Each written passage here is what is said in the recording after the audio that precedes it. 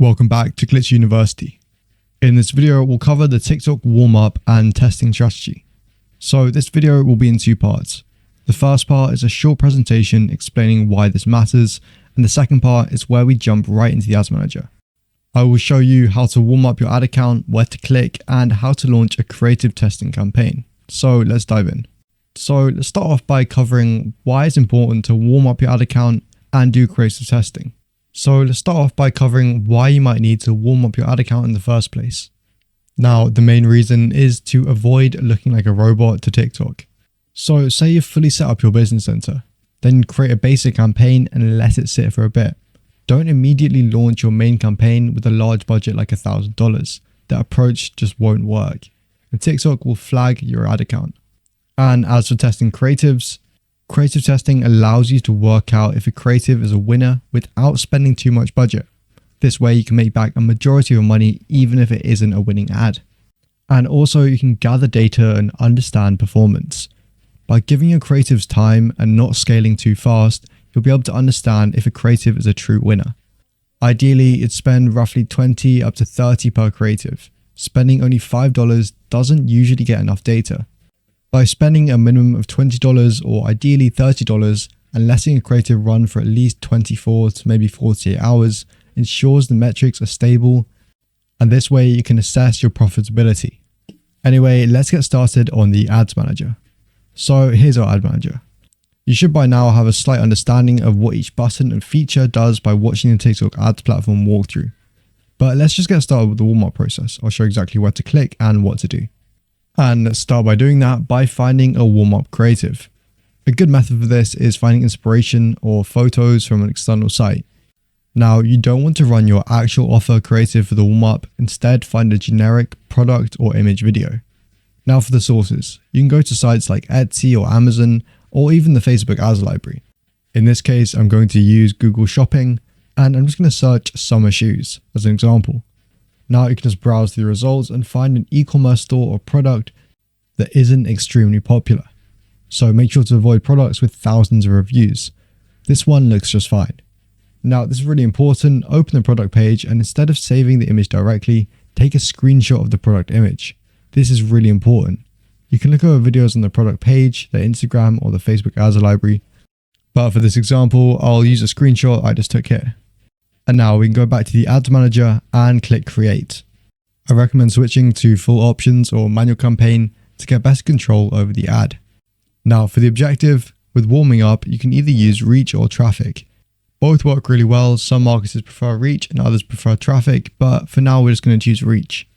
Let's also turn off campaign budget optimization. We're instead going to set the budget on the ad group level. So just click continue. Now for the ad group setup. Leave most targeting settings really broad, so you can just leave the default location, age and gender, because just keep in mind the goal isn't to get conversions yet, it's just activity. Set a small daily budget of around $20. Remember, you can set the budget to anything even if you don't have that much money in the ad account. Now for the ad setup. With identity, create a new custom identity using the store name and the product you screenshotted. So for example, this one is LifeStride. You don't necessarily need to upload a profile picture for the warm-up identity. Now for the ad creative. Since we have an image, we're going to have to click create new under the ad creative or video and edit new video. You can then upload the screenshot image you saved and then we're going to add some audio. You can just go to audio and select anything, TikTok viral, that works quite well, and then click export video. And for the destination URL, paste the link to the product page that you screenshotted. For the call to action, just leave as it is.